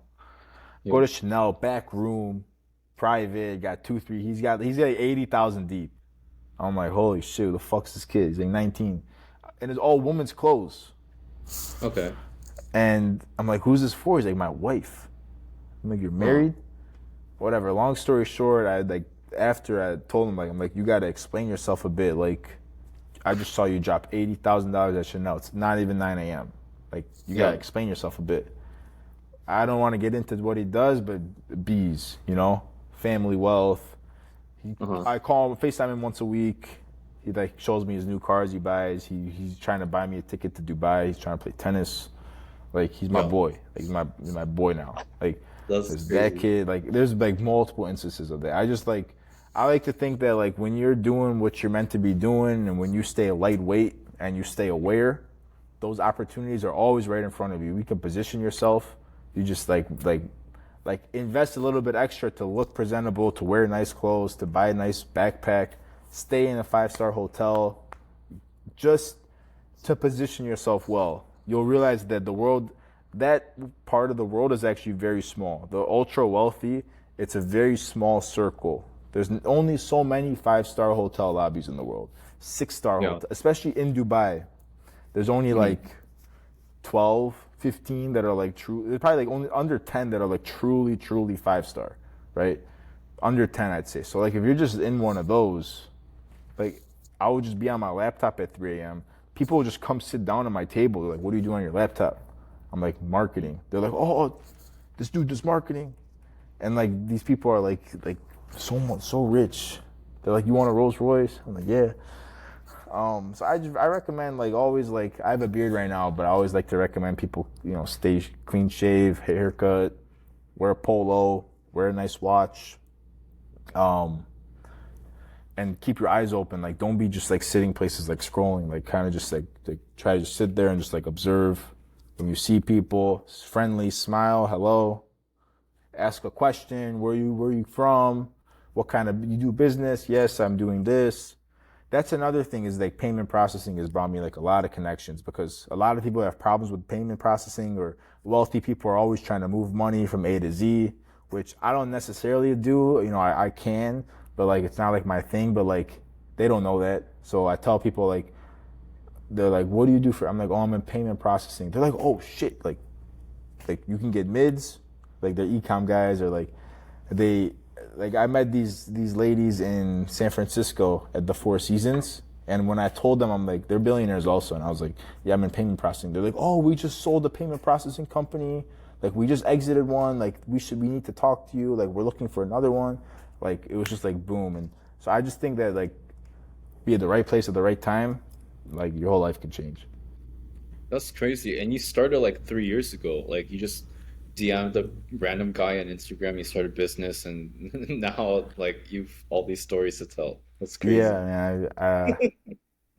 Yeah, there's a lot of stories. I mean, I've done a lot. I've been people call me crazy sometimes. They say like, "What the And fuck a you good, doing all the time?" And people have no clue like how I'm making money or like what I'm doing in Dubai. Like I was supposed to go to Dubai for 2 weeks. I stayed for 3 mhm, months mm, because I just got caught up. So yeah. I I like how spontaneous you are, yeah. yeah, it's important, man. It's important. You guys are, You don't want to narrow yourself down a certain path and cut off mm, all possibilities. You want to keep some. I like to roll some dice. And obviously it's cost me in some areas. I missed a lot of opportunities.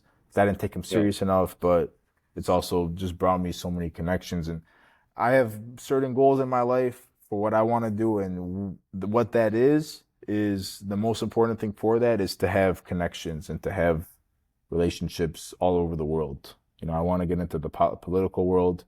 Like I said, I'm very big in developing nations. I want to go do like big infrastructure projects. So for that, it's a lot of relationships, connections. You're gonna have to raise a lot of money. And so for me, I'm just trying to spread myself out there right now. That makes sense. Yeah. And you listed some stories. Like I asked you to prepare some stories in advance, and you listed a few. So I'm gonna just you said visiting bankers in Oman, doing payments in Dubai. When I went to Uzbekistan, like Yeah. I was wondering like if you have I could, any I stories. could tell I could tell the Uzbekistan story. Okay. So I was in Dubai and I was chilling with like some Russian guys, and one of them was Uzbeki. Long story short, he's in Uzbekistan. He keeps FaceTiming me. He's like my good friend. He's like, you gotta come check my country out. Like, come to Uzbekistan. Like, it's lit.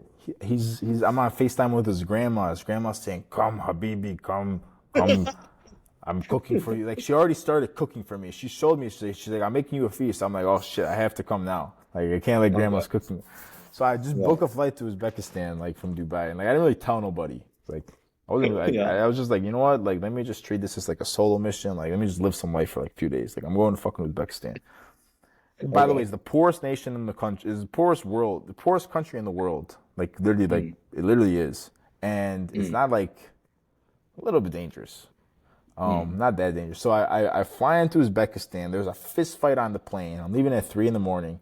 Fist fight on the plane. So already I'm like, what the fuck's going on? Like I knew something was up when I got on the plane and the flight workers, it was all like big jack dudes. Like it wasn't chicks. It's like big Okay. motherfuckers. Like That's I was funny, like, yeah. fuck, dude. I land. They keep me in the airport for 4 hours, Uh-huh. trying to make me pay. I'm like, I'm not paying. Like I'm not paying. Stood my Okay. ground. Like I'm not paying you guys 200. They were like, you have to pay us money for visa. I didn't get a visa before I went there. Uh-huh. So already like bad start. I remember I Uh-huh. met the hottest girl I ever met in the airport. Got her number. Yeah. Yeah. So that's like the first few hours. And I think that like bro, like I really think that like when you do like things like this in life where you're just spontaneous and you're just solo, like you'll have the Yeah. best time. Like it's the like I close my eyes, I just think about when I was in Uzbekistan. It's just the greatest. Anyways, I get there. I have $600 in cash with me. Okay, US. Uh-huh. I go to the exchange place. They give me like 7.5 million of Uzbeki. So now I got Mm. a backpack filled with money. Like the exchange rate is that fuck, dude. Okay. I have a Wow. backpack full of cash. I'm like, fuck, am I like a target now? I went and bought Yeah. clothes. I went to every restaurant. My boy was like showing me around. I went to grandma's house. We're eating. And I remember like just seeing like that's a really real part of the world. Like I wasn't in Mm. the capital city either. I took like a 2 hour train like into Mm. like a village. So like Mm. it was like very real experience. Like I'm seeing like hijabs all the way. Like Yeah. like this dude has 4 wives. Like I was very like it was like whoa, like I'm really out here right now. But I was like loving it. Then the money ran out, okay? I'm like shit, Yeah. spent all the money. Spent 7.5 million Uzbeki. Like we need more cash. Yeah. Yeah. So then I was like shit, like they don't take credit cards here. Like no credit Uh, cards. I was like shit, I need money. Like fuck, I have like another day here. Like yeah. stranded here. So Mm. I sent my boy in Colombia some crypto.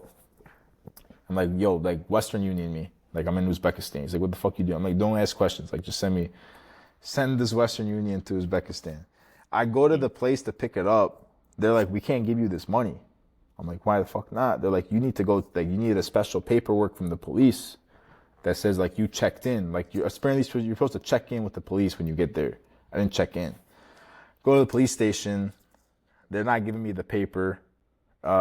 We end up having to bribe them, or bribe the police.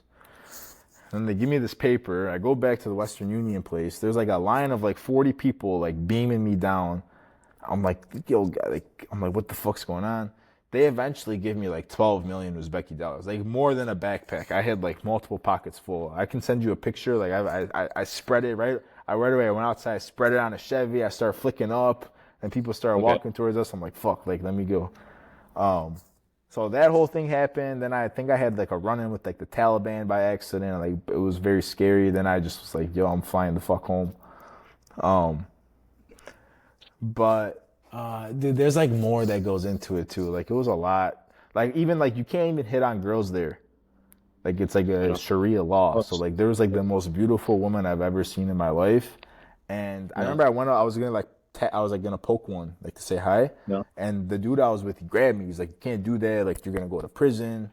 Like none of that. So like none of Yeah. that. I actually met the most famous woman in Uzbekistan. The most famous influencer was Yeah. sitting on the seat next to me in the train.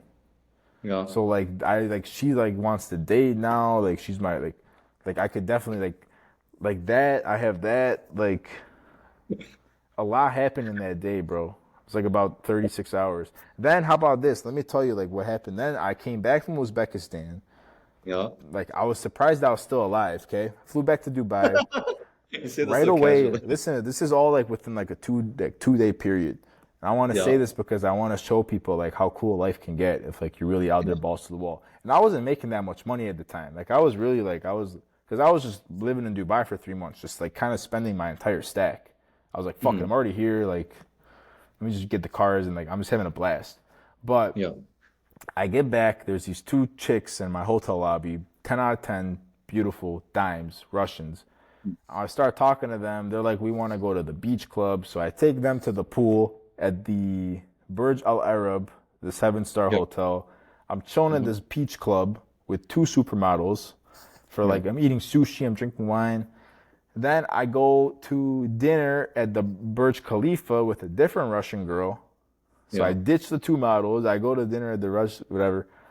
I have a nice dinner with the Burj Khalifa view with this other Russian chick, ordered sushi, shisha, then send her ass home. I went to the club with my boys, Yeah. triplets, who make a Yeah. big money. We fucked the club up. Oh. I leave with this other Russian girl that I met at the club. I get 3 speeding tickets driving back to the number one hotel in Dubai in my M4 comp. 3 speeding Yeah. tickets at like 4 in the morning, buzzed. Uh-huh. Get back, whatever, all night. Wake up in the morning, there's a supercar rally. Mm-hmm. I'm like, fuck. So I wake up in the morning, I kick the girl, and I literally go. Then I go drive in the desert for like 6 hours with 50 Ferraris, Lamborghinis, you name it. Yeah. That's all within like Uzbekistan plus all that within like 48 hours. So like that's when I really crave like just getting back to that. Which is why like when I'm in America, I'm just like, let me just lock in, let me just stack my money because like I know how to spend money properly. Like that's real life shit, you know? And it's not that expensive. That whole weekend is like a few grand. Really? Yeah, the car is like, yeah, it's cheap. So like I just, I think people sell themselves short in like how cool their life can get, Huh. you know? So yeah, man, I'm just excited to kind of get back to like that kind of like travel, spending money as I go, which is why for me it's important to make money like residually, which is why I like the payments world. But yeah, man, that was a fun weekend. Let's yeah. Let's do it in October. I'm gonna spend like basically 200K in 3 days. Yeah, It's like a shit. email. I'll Uh, be there, bro. Make sure you get a helicopter. yeah, yeah. We can do that too. I'm gonna have some private chefs. We can like shut down the streets of LA, with Yeah, our let me know for lamp. that because I bought the course on how to do that. So like Oh, really? yeah, Uh, dude, these uh, guys they had the whole course, bro. They had like shit systemized, like for like DMing girls. Like they're like, look, when it's time like for you to finally like throw a party, throw an event, they're like, this is what you do. Like you're gonna DM 75 girls a day. You're gonna okay. DM this script. And they were referring to these models, not girls like supermodels, like models. They're referring to them as leads. Okay. They're like leads. They're like if you DM 75 a day, like you should be able to get like 30 at your party. And they had it all broken down to like a science. And I was like, I'll just This is like like face that. course on how to invite girls to a party. The course was the course was how to get popping on Instagram and then how to translate that to throwing big villa parties with models. Okay. Can you like send me over that course? Maybe like Yeah, I don't think it was like a course. It was like Zoom calls, but I have some material. okay. I can Okay. figure it out. I'm just curious. And where did you find this? Like on Instagram? Yeah, Instagram ad. This Oh, course okay. is for everything. That's crazy. Information, bro. It's information. You could package it the right way and it's worth money, bro. Shit. The But stuff yeah, I that you mean get. that would be a good party. Like I would definitely like yeah, try to capture as much value, make sure there's like photographers and shit because like Yeah, where hiring like if you can do pro. it the right way where you can like you throw the party like yeah, the party's fun and all, but you can get content from there that everyone can leverage on their pages that's Mhm. going to upgrade everybody's Instagram page, everybody's value, status, and then when they go reach out to people to do business through Instagram or they're reaching out to models through their Instagram, they're going to see basically like, oh, look, dude, this dude like throws like he's like with supermodels in LA, like I'll respond to him. Like that's how Mhm. girls think. So like yeah, I'll send you some stuff. We'll talk about it. I'd love to help out for that actually. Try to Sounds apply some good. of the stuff. Yeah, and I guess the last thing that I was curious about for you is that you also do private equity. Yeah, private equity. My pops is in it, so it basically we want to. We're like we acquire companies. We roll up operators. So like we'll like roll up like a few companies in the same industry, and then like operate them more efficiently, cut cost, put the right managers in, run it for like 2 years, and then exit. Is there any specific industry that you work with? T-Mobile stores, payment processing. Just yeah, I guess we'll wrap up. Yeah, like retail, anything that we can bring tech into, we can roll up easily. Um,